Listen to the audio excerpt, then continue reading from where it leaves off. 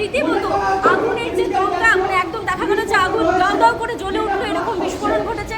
কালো ধোঁয়া এই মুহূর্তে অফিস পাড়া ছেয়ে গিয়েছে। সেক্টর 5-এর ফিলিপস মোড়ের কাছের এই ফ্যাক্টরি, স্থানীয়রা বলছেন ফ্লেক্স তৈরি করার একটি ফ্যাক্টরি। বিভিন্ন ধরনের দাহ্য পদার্থ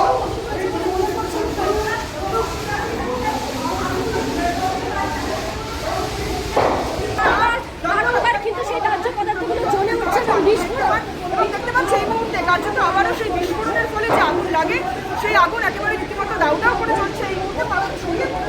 হ্যালো,